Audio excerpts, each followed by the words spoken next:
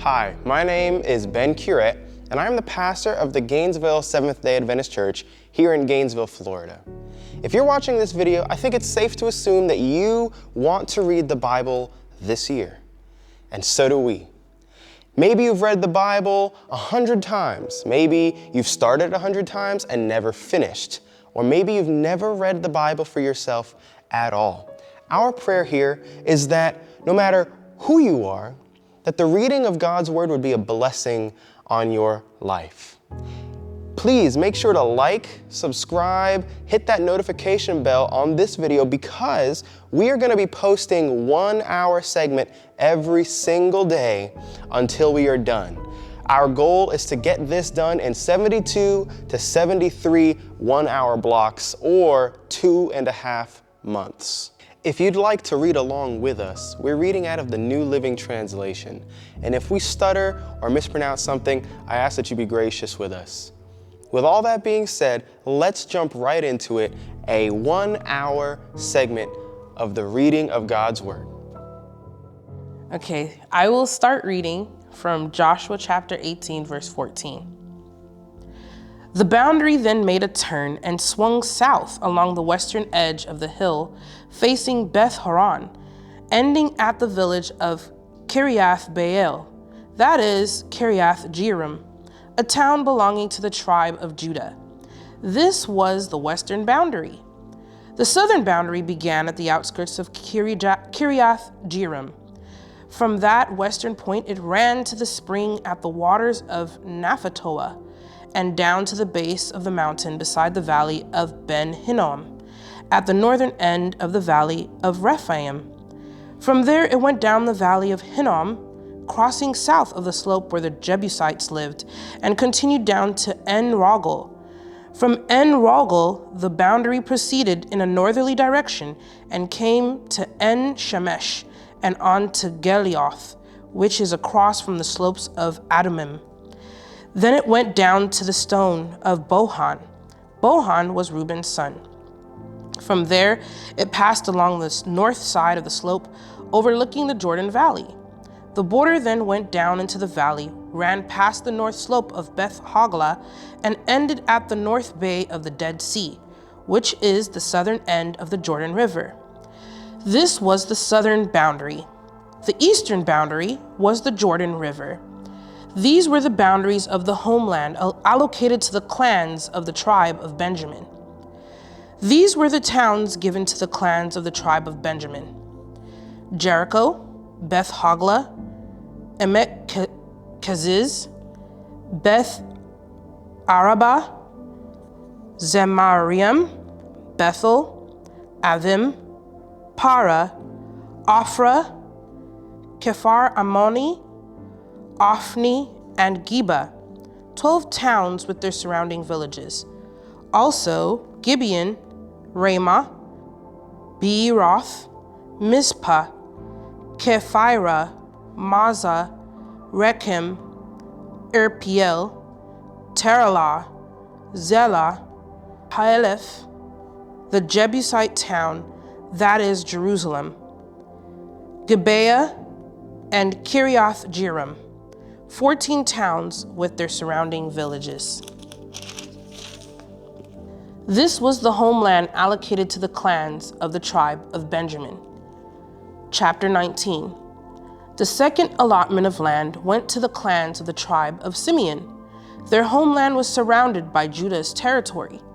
Simeon's homeland included Beersheba, Sheba, Moladah, Hazar-Shual, Bala, Ezem, El-Tolad, Bethuel, Hormah, Ziklag, Beth-Markaboth, Hazar-Susha, Beth-Leboath, and Sharuhen, 13 towns with their surrounding villages. It also included Ain, Rimmon, Ether, and Ashan, 4 towns with their villages, including all the surrounding villages as far south as Baalath Beer, also known as Ramah of the Negev. This was the homeland allocated to the clans of the tribe of Simeon. Their allocation of land came from parts of what had been given to Judah because Judah's territory was too large for them. So the tribe of Simeon received an allocation within the territory of Judah. The third allotment of land went to the clans of the tribe of Zebulun. The boundary of Zebulun's homeland started at Sarid. From there it went west, going past Maralah, touching Dabesheth, and proceeding to the brook east of Jokanim. In the other direction, the boundary went east, from Sarid to the border of Kisloth Tabor, and from there to Tabarath and up to Japhia. Then it continued east to Gath Hefer, Eth Kazin, and Rimmon, and turned towards Neah. The northern boundary of Zebulun passed Hanathon and ended at the valley of Iftael. The towns in these areas included Kitath, Nehalal, Shimron, Idalah, and Bethlehem, 12 towns with their surrounding villages. The homeland allocated to the clans of the tribe of Zebulun included these towns and their surrounding villages. The fourth allotment of land went to the clans of the tribe of Issachar. Its boundaries included the following towns: Jezreel, Kesaloth, Shunem, Hapharaim, Shion, Anaharath, Rabbith, Kishion, Ibez, Remeth, En-Ganim, En-Hadah, and Beth-Pezez. The boundary also touched Tabor, Shahazumah, and Beth-Shemesh, ending at the Jordan River, 16 towns with their surrounding villages. The homeland allocated to the clans of the tribe of Issachar included these towns and their surrounding villages. The fifth allotment of land went to the clans of the tribe of Asher. Its boundaries included these towns: Helkath, Hali, Beten, Akshesaph, Alamelech, Amad, and Mishael. The boundary of the west touched Carmel and Shihor Libnath. Then it turned east towards Beth Dagon and ran as far as Zebulun in the valley of Iftael, going north to Beth Emek and Neiel. It then continued north to Kabul, Abdon, Rehob, Hammon, Cana, and as far as Greater Sidon. Then the boundary turned towards Ramah and the fortress of Tyre, where it turned towards Hosa and came to the Mediterranean Sea. The territory also included Mehebel, Akzib, Ummah, Aphek, and Rehob, 22 towns in their surrounding villages. The homeland allocated to the clans of the tribe of Asher included these towns and their surrounding villages. The sixth allotment of land went to the clans of the tribe of Naphtali. Its boundary ran from Heleph, from the oak at Zaananim, and extended across to Adaminakeb, Jabneel, and as far as Lakum, ending at the Jordan River. The western boundary ran past Aznoth Tabor, then to Hakok, and touched the border of Zebulun in the south, and the border of Asher to the west, and the Jordan River on the east.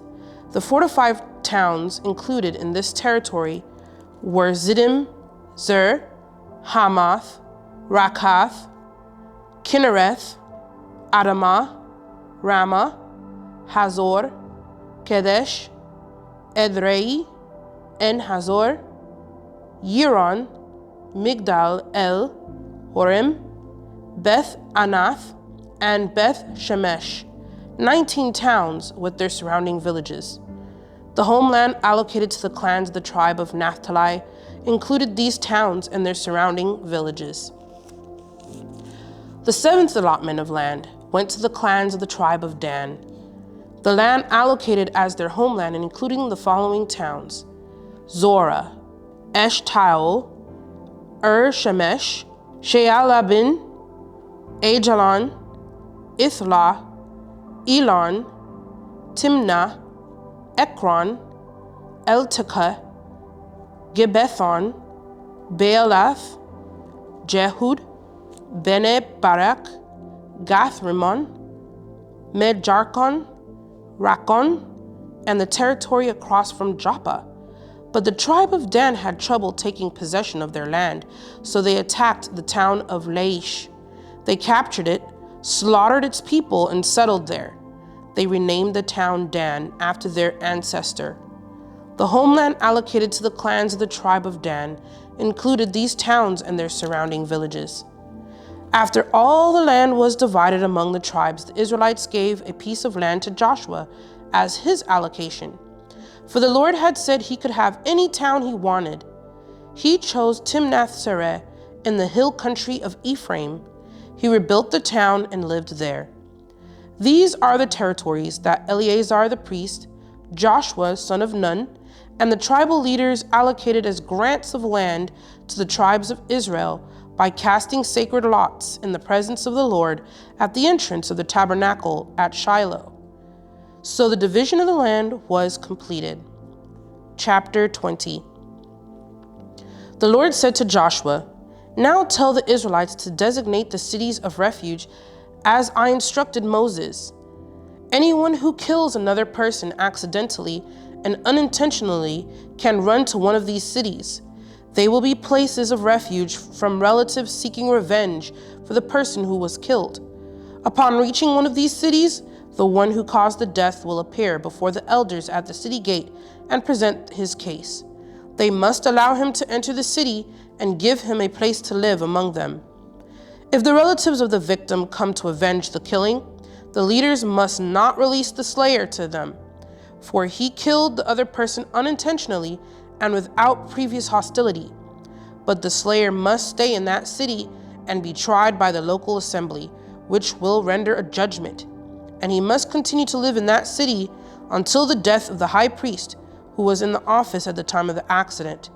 After that, he is free to return to his own home in the town from which he fled. The following cities are designated as cities of refuge: Kadesh of Galilee in the hill country of Naphtali, Shechem in the hill country of Ephraim, and Kiriath Arba, that is, Hebron, in the hill country of Judah. On the east side of the Jordan River, across from Jericho, the following cities were designated: Bezer in the wilderness plain of the tribe of Reuben, Ramoth in Gilead in the territory of the tribe of Gad, and Golan in Bashan in the land of the tribe of Manasseh. These cities were set apart for all the Israelites as well as the foreigners living among them. Anyone who accidentally killed another person could take refuge in one of these cities. In this way, they could escape being killed in revenge prior to standing trial before the local assembly. Chapter 21. Then the leaders of the tribe of Levi came to consult with Eleazar the priest, Joshua son of Nun, and the leaders of the other tribes of Israel. They came to them at Shiloh in the land of Canaan and said, "The Lord commanded Moses to give us towns to live in and pasture lands for our livestock." So by the command of the Lord, the people of Israel gave the Levites the following towns and pasture lands out of their own grants of land. The descendants of Aaron, who were members of Kohathite clan within the tribe of Levi, were allotted 13 towns that were originally assigned to the tribes of Judah, Simeon, and Benjamin. The other families of the Kohathite clan were allotted 10 towns from the tribe of Ephraim, Dan, and the half-tribe of Manasseh. The clan of Gershon was allotted 13 towns from the tribes of Issachar, Asher, Naphtali, and the half-tribe of Manasseh in Bashan. The clan of Merari was allotted 12 towns from the tribe of Reuben, Gad, and Zebulun. So the Israelites obeyed the Lord's command to Moses and assigned these towns and pasture lands to the Levites by casting sacred lots. The Israelites gave the following towns from the tribe of Judah and Simeon to the descendants of Aaron, who were members of the Kohathite clan within the tribe of Levi, since the sacred lot fell to them first. Kiriath Arba, that is, Hebron, in the hill country of Judah, along with its surrounding pasture lands. Arba was an ancestor of Anak. But the open fields beyond the town and the surrounding villages were given to Caleb, son of Jephunneh, as his possession. The following towns with their pasture lands were given to the descendants of Aaron the priest: Hebron, a city of refuge for those who accidentally killed someone; Libnah, Jatir, Eshtemoa, Holon, Debir, Ain, Juttah, and Beth Shemesh, 9 towns from these 2 tribes. From the tribe of Benjamin, the priests were given the following towns with their pasture lands: Gibeon, Geba, Anathoth, and Almon, 4 towns. So in all, 13 towns with their pasture lands were given to the priests, the descendants of Aaron. The rest of the Kohathite clan from the tribe of Levi was allotted the following towns and pasture lands from the tribe of Ephraim: Shechem in the hill country of Ephraim, a city of refuge for those who accidentally killed someone; Gezer, Kibzaim, and Beth Horon, 4 towns. The following towns and pasture lands were allotted to the priests from the tribe of Dan: Eltekeh, Gibbethlon, Aijalon, and Gathrimmon, 4 towns. The half-tribe of Manasseh allotted the following towns with their pasture lands to the priests: Taanach and Gathrimmon, 2 towns. So in all, 10 towns with their pasture lands were given to the rest of the Kohathite clan. The descendants of Gershon, another clan within the tribe of Levi, received the following towns with their pasture lands from the half-tribe of Manasseh: Golan and Bashan, a city of refuge for those who accidentally killed someone; and Beeshterah, 2 towns. From the tribe of Issachar, they received the following towns with their pasture lands: Kishion, Daberath, Jarmuth, and En-Ganim, 4 towns. From the tribe of Asher, they received the following towns with their pasture lands: Mishal, Abdon, Elkath, and Rehob, 4 towns. From the tribe of Naphtali, they received the following towns with their pasture lands: Kadesh in Galilee, a city of refuge for those who accidentally killed someone; Hamath Dor, and Kartan, 3 towns. So in all, 13 towns with their pasture lands were allotted to the clan of Gershon. The rest of the Levites, the Merari clan, were given the following towns with their pasture lands from the tribe of Zebulun: Jokneam, Karta, Dimnah, and Nahalal, 4 towns. From the tribe of Reuben, they received the following towns with their pasture lands: Bezer, Jahaz, Kedemoth, and Mephaath, 4 towns. From the tribe of Gad, they received the following towns with their pasture lands: Ramoth in Gilead, a city of refuge for those who accidentally killed someone; Mahanaim, Heshbon, and Jazer, 4 towns. So in all, 12 towns were allotted to the clan of Merari. The total number of towns and pasture lands within Israelite territory given to the Levites came to 48. Every one of these towns had pasture lands surrounding it. So the Lord gave to Israel all the land he had sworn to give their ancestors, and they took possession of it and settled there. And the Lord gave them rest on every side, just as he had solemnly promised their ancestors. None of their enemies could stand against them, for the Lord helped them conquer all their enemies. Not a single one of all the good promises the Lord had given to the family of Israel was left unfulfilled. Everything he had spoken came true. Chapter 22.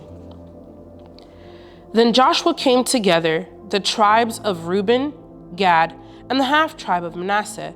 He told them, "You have done as Moses, the servant of the Lord, commanded you, and you have obeyed every order I have given you. During all this time, you have not deserted the other tribes. You have been careful to obey the commands of the Lord your God right up to the present day. And now the Lord your God has given the other tribes rest, as he had promised them.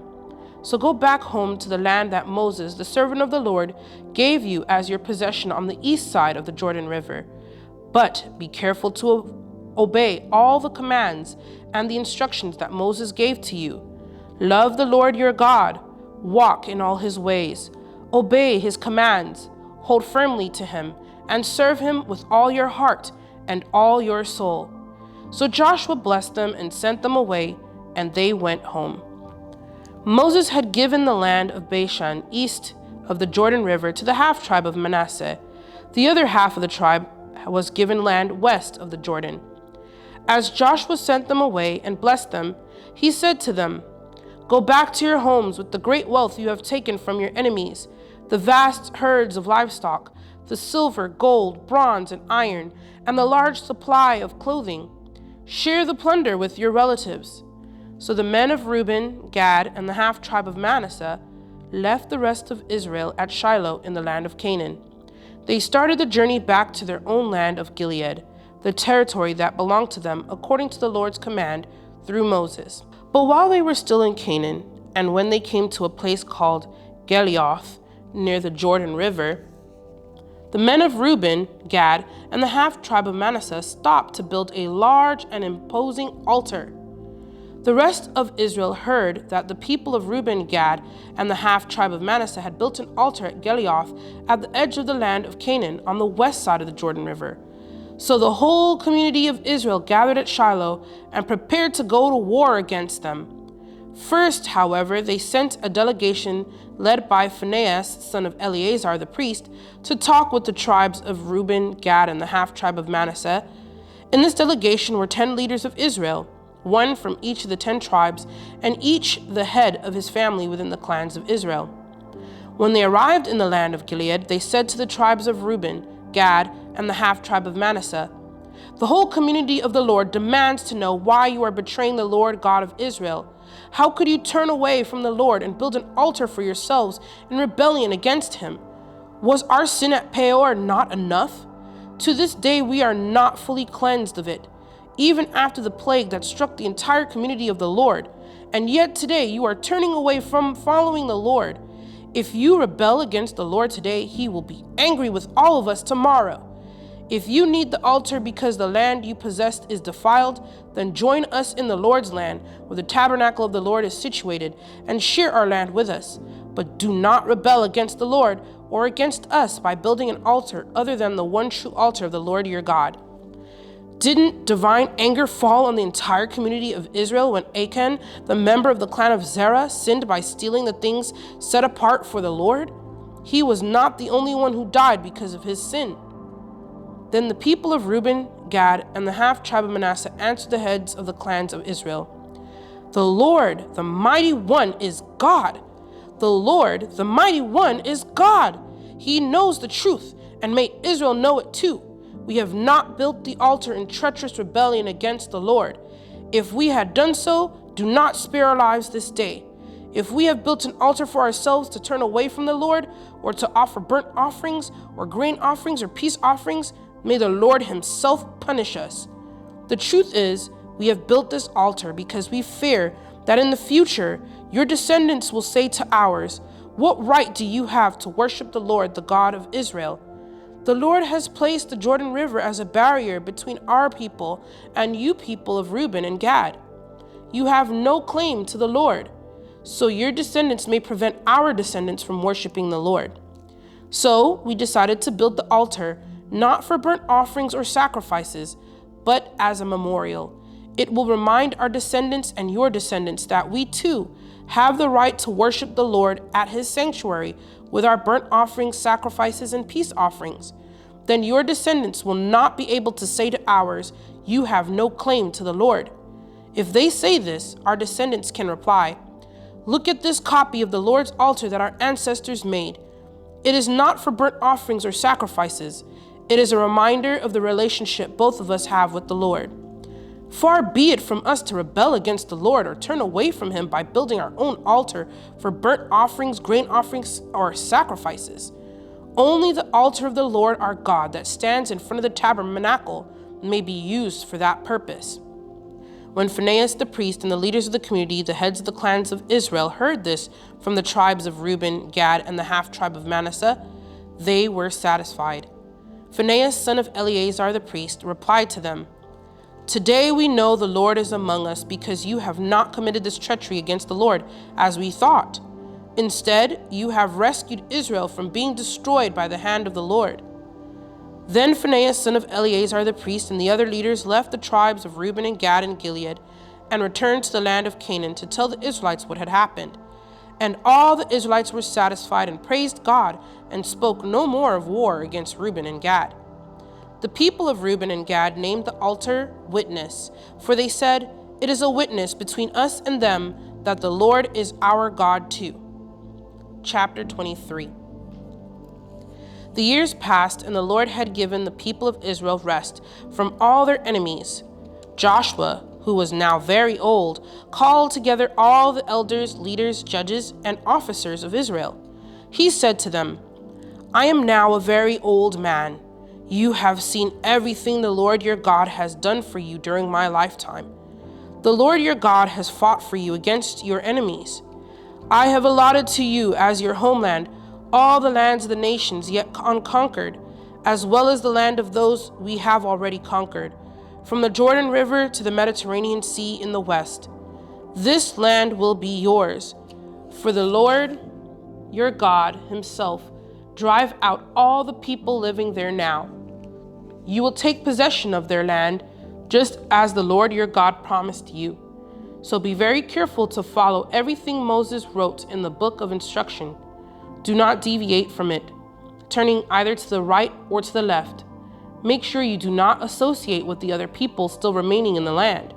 Do not even mention the names of their gods, much less swear by them or serve them or worship them. Rather, cling tightly to the Lord your God, as you have done until now. For the Lord has driven out great and powerful nations for you, and no one has yet been able to defeat you. Each one of you will put to flight 1,000 of the enemy, for the Lord your God fights for you, just as he has promised. So be very careful to love the Lord your God. But if you turn away from him and cling to the customs of the survivors of these nations remaining among you, and if you intermarry with them, then know for certain that the Lord your God will no longer drive them out of your land. Instead, they will be a snare and a trap to you, a whip for your backs and thorny brambles in your eyes, and you will vanish from this good land the Lord your God has given you. Soon I will die, going the way of everything on earth.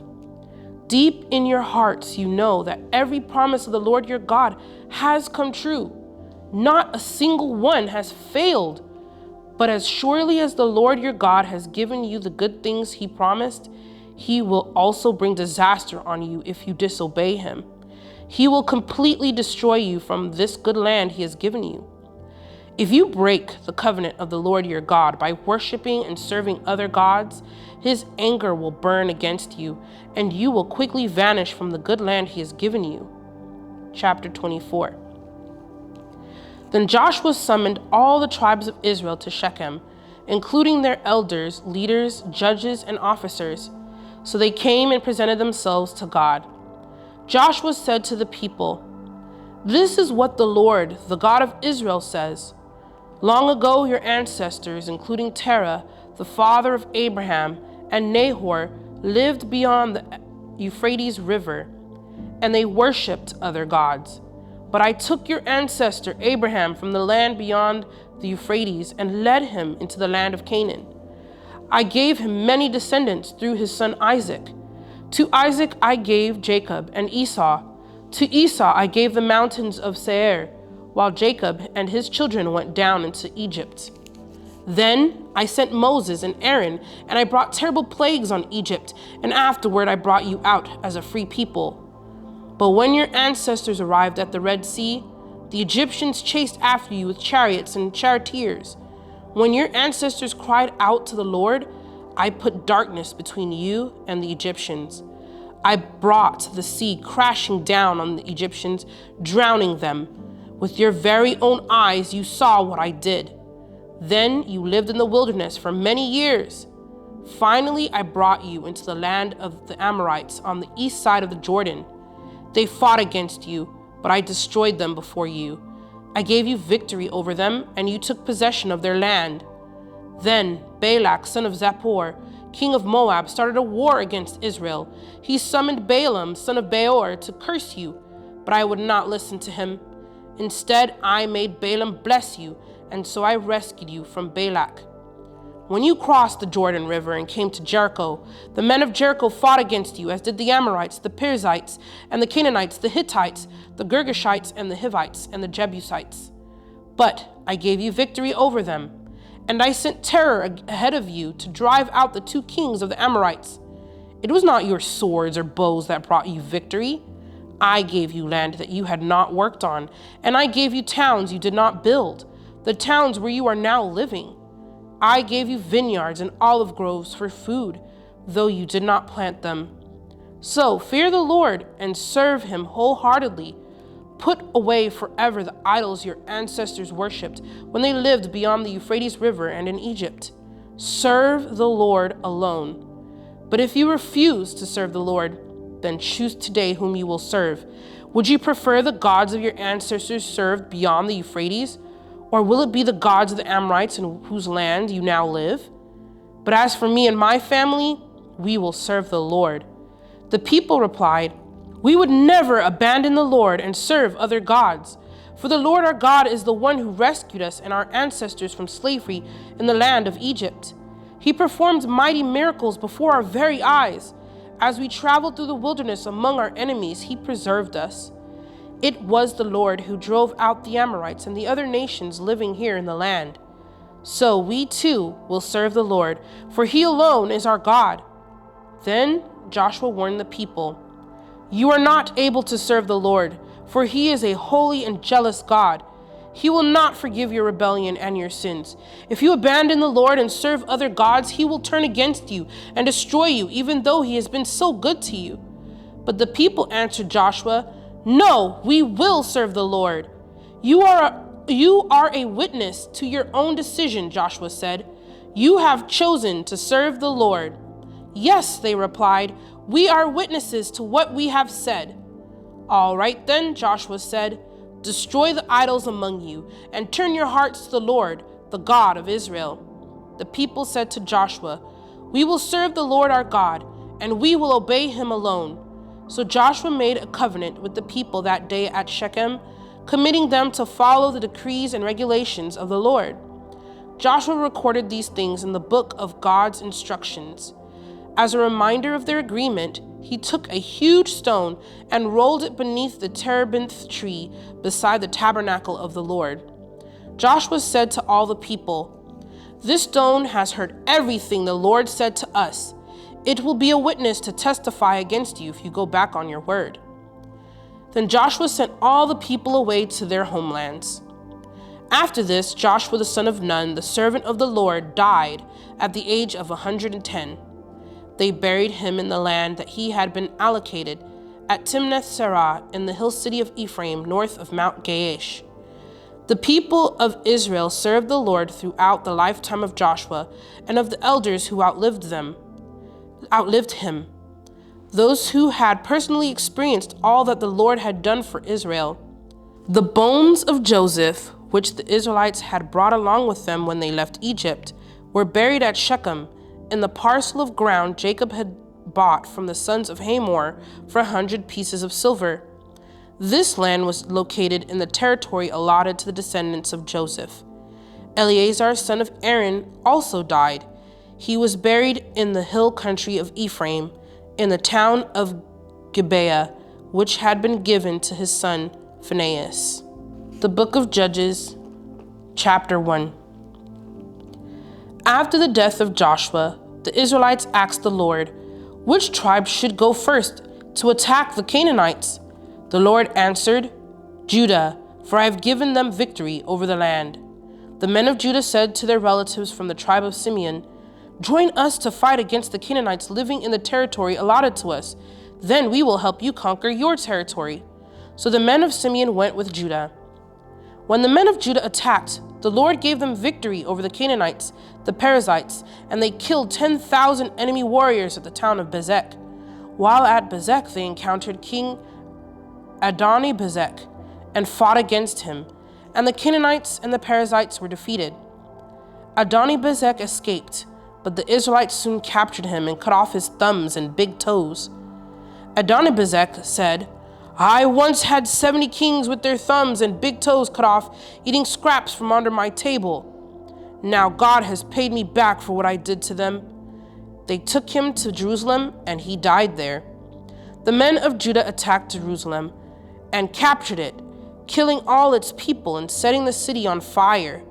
Then they went down to fight the Canaanites living in the hill country, the Negev, and the western foothills. Judah marched against the Canaanites in Hebron, formerly called Kiriath Arba, defeating the forces of Shishai, Ahiman, and Talmai. From there they went to fight against the people living in the town of Debir, formerly called Kiriath Sefer. Caleb said, "I will give my daughters Aksa in marriage to the one who attacks and captures Kiriath Sefer." Othniel, the son of Caleb's younger brother, Kenez, was the one who conquered it, so Aksa became Othniel's wife. When Aksa married Othniel, she urged him to ask her father for a field. As she got down off her donkey, Caleb asked her, "What's the matter?" She said, "Let me have another gift. You've already given me the land of Negev. Now please give me springs of water too." So Caleb gave her the upper and lower springs. When the tribe of Judah left Jericho, the city of palms, the Kenites, who were descendants of Moses' father-in-law, traveled with them into the wilderness of Judah. They settled among the people there near the town of Arad in the Negev. Then Judah joined with Simeon to fight against the Canaanites living in Zephath, and they completely destroyed the town. So the town was named Hormah. In addition, Judah captured the towns of Gaza, Ashkelon, and Ekron along with their surrounding territories. The Lord was with the people of Judah, and they took possession of the hill country, but they failed to drive out the people living in the plains, who had iron chariots. The town of Hebron was given to Caleb as Moses had promised, and Caleb drove out the people living there, who were descendants of the 3 sons of Anak. The tribe of Benjamin, however, failed to drive out the Jebusites who were living in Jerusalem. So to this day, the Jebusites live in Jerusalem among the people of Benjamin. The descendants of Joseph attacked the town of Bethel, and the Lord was with them. They sent men to scout out Bethel, formerly known as Luz. They confronted a man coming out of the town and said to him, "Show us a way into the town, and we will have mercy on you." So he showed them a way in, and they killed everyone in the town except that man and his family.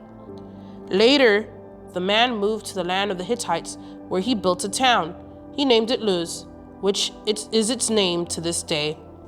The tribe of Manasseh failed to drive out the people living in Beth-Shan, Teanak, Dor, Ibleam, Medigo, and all their surrounding settlements, because the Canaanites were determined to stay in that region. When the Israelites grew stronger, they forced the Canaanites to work as slaves, but they never did drive them completely out of the land. The tribe of Ephraim failed to drive out the Canaanites living in Gezir, so the Canaanites continued to live there among them. The tribe of Zebulun failed to drive out the residents of Kitron and Nahalal, so the Canaanites continued to live among them. But the Canaanites were forced to work as slaves for the people of Zebulun. The tribe of Asher failed to drive out the residents of Akko, Sidon, Alab, Akzib, Helba, Aphik, and Rehob. Instead, the people of Asher moved in among the Canaanites, who controlled the land, for they failed to drive them out. Likewise, the tribe of Naphtali failed to drive out the residents of Beth-Shemesh and Beth-Anath. Instead, they moved in among the Canaanites, who controlled the land. Nevertheless, the people of Beth-Shemesh and Beth-Anath were forced to work as slaves for the people of Naphtali. As for the tribe of Dan, the Amorites forced them back into the hill country and would not let them come down to the plains. The Amorites were determined to stay in Mount Herez, Ajalon, and Shaalbim. But when the descendants of Joseph became stronger, they forced the Amorites to work as slaves. The boundary of the Amorites ran from Scorpion Pass to Selah and continued upward from there. Chapter 2. The angel of the Lord went up from Gilgal to Bochim and to the Israelites, I brought you out of Egypt into this land, and I swore to give your ancestors. And I said I would never break my covenant with you. For your part, you were not to make any covenants with the people living in this land. Instead, you were to destroy their altars, but you disobeyed my command. Why did you do this? So now I declare that I will no longer drive out the people living in your land. They will be thorns in your sides, and their gods will be a constant temptation to you. When the angel of the Lord finished speaking to all the Israelites, the people wept loudly. So they called the place Bochim, which means weeping, and they offered sacrifices there to the Lord. After Joshua sent the people away, each of the tribes left to take possession of the land allotted to them. And the Israelites served the Lord throughout the lifetime of Joshua and the leaders who outlived him, those who had seen all the great things the Lord had done for Israel. Joshua, son of Nun, the servant of the Lord, died at the age of 110. They buried him in the land he had been allocated at Timnath-serah in the hills country of Ephraim, north of Mount Gaash. After that generation died, another generation grew up who did not acknowledge the Lord or remember the mighty things he had done for Israel. The Israelites did evil in the Lord's sight and served the images of Baal. They abandoned the Lord, the God of their ancestors, who had brought them out of Egypt. They went after other gods, worshiping the gods of the people around them, and they angered the Lord.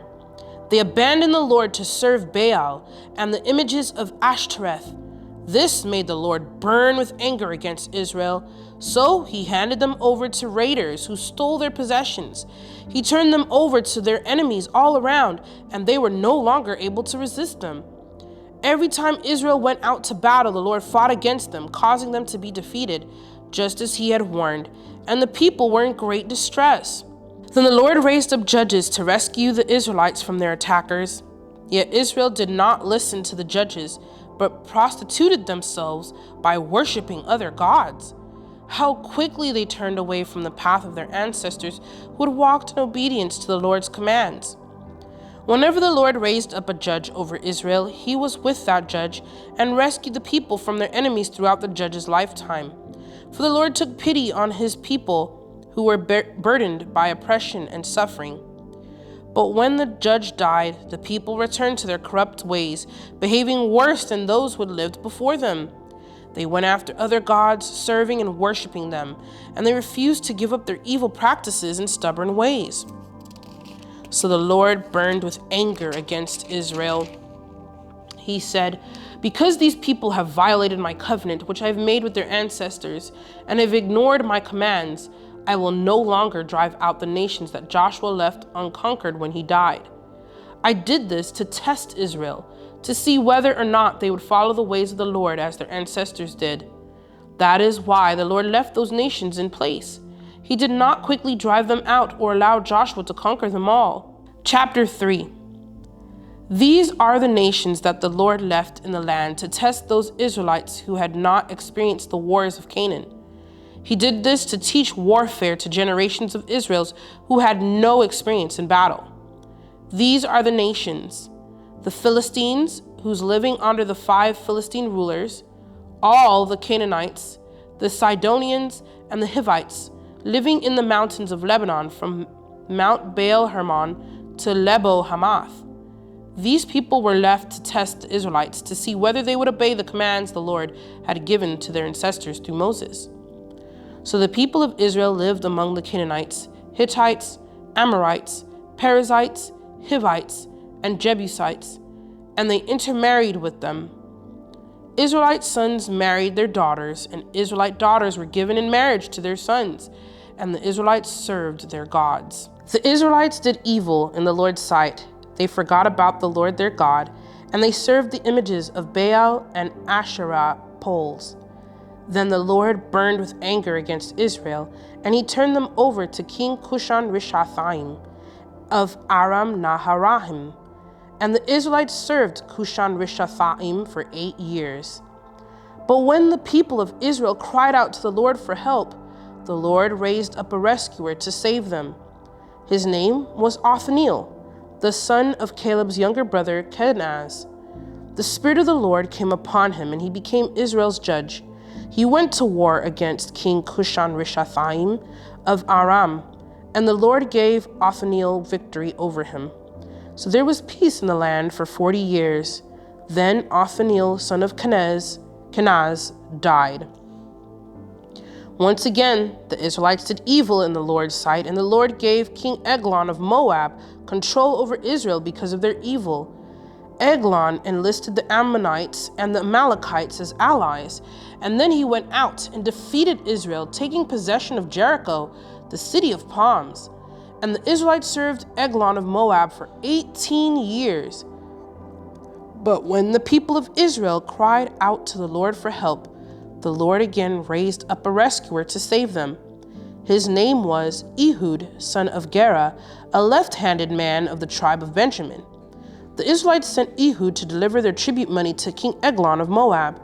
So Ehud made a double-edged dagger that was about a foot long, and he strapped it to his right thigh, keeping it hidden under his clothing. He brought the tribute money to Eglon, who was very fat. After delivering the payment, Ehud started home with those who had helped carry the tribute. But when Ehud reached the stone idols near Gilgal, he turned back. He came to Eglon and said, "I have a secret message for you." So the king commanded his servants, "Be quiet," and he sent them all out of the room. Ehud walked over to Eglon, who was sitting alone in a cool upstairs room. Then Ehud said, "I have a message from God for you." As the king Eglon rose from his seat, Ehud reached with his left hand and pulled out the dagger strapped to his right thigh and plunged it into the king's belly. The dagger went so deep that the handle disappeared beneath the king's fat. So Ehud did not pull out the dagger, and the king's bowels emptied. Then Ehud closed and locked the doors of the room and escaped down the latrine. After Ehud was gone, the king's servants returned and found the doors to the upstairs room locked. They thought he might be using the latrine in the room, so they waited. But when the king didn't come out after a long delay, they became concerned and got a key. And when they opened the doors, they found their master dead on the floor. While the servants were waiting, Ehud escaped, passing the stone idols on his way to Seirah. When he arrived at the hill country of Ephraim, Ehud sounded a call to arms. Then he led a band of Israelites down from the hills. "Follow me," he said, "for the Lord has given you victory over Moab, your enemy." So they followed him, and the Israelites took control of the shallow crossings of the Jordan River across from Moab, preventing anyone from crossing. They attacked the Moabites and killed about 10,000 of their strongest and most able-bodied warriors. Not one of them escaped. So Moab was conquered by Israel that day, and there was peace in the land for 80 years. After Ehud, Shamgar, son of Anath, rescued Israel. He once killed 600 Philistines with an ox goad. Chapter 4. After Ehud's death, the Israelites again did evil in the Lord's sight. So the Lord turned them over to King Jabin of Hazor, a Canaanite king.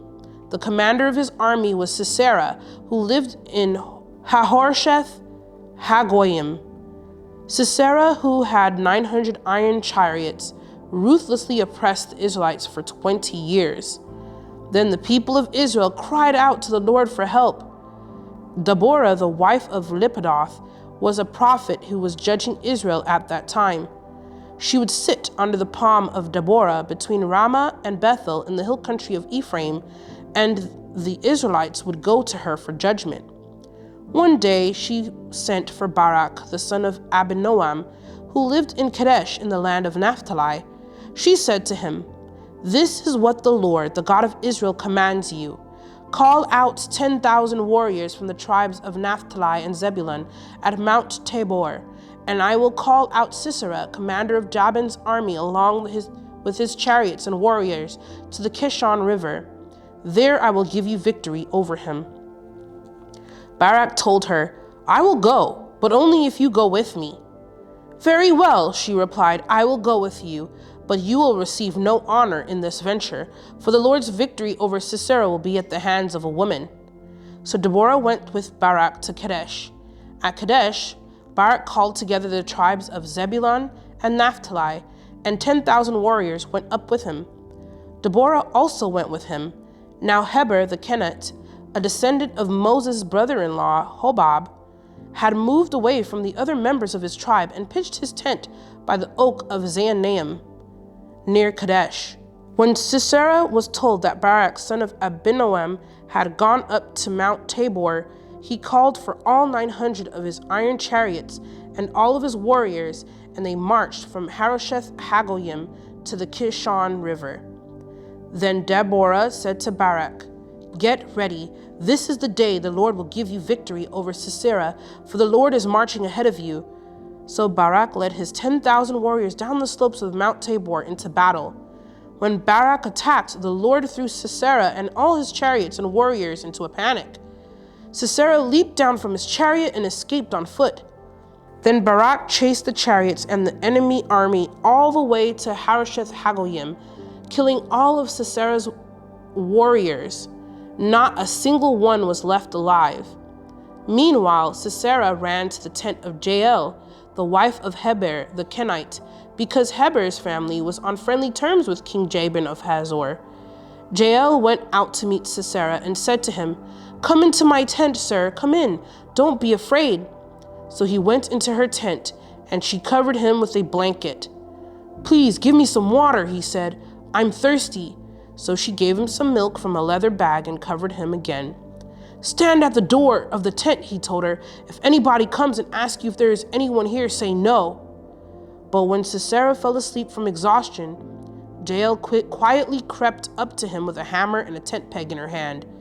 Then she drove the tent peg through his temple and into the ground, and so he died. When Barak came looking for Sisera, Jael went out to meet him. She said, "Come, and I will show you the man you are looking for." So he followed her into the tent and found Sisera lying there dead, with the tent peg through his temple.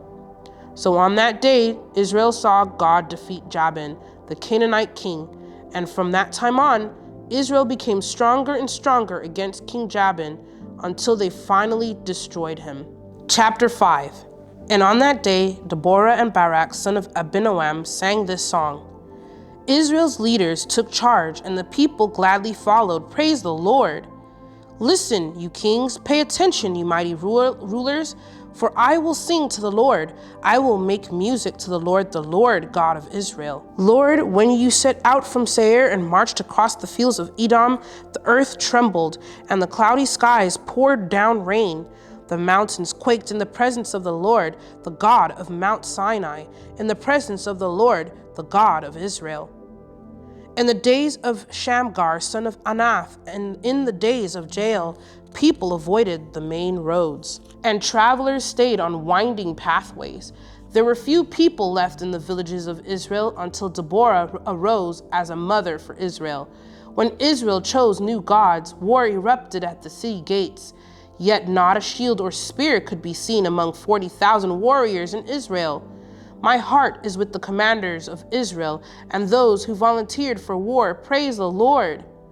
Consider this, you who ride on fine donkeys, you who sit on fancy saddle blankets, and you who walk along the road.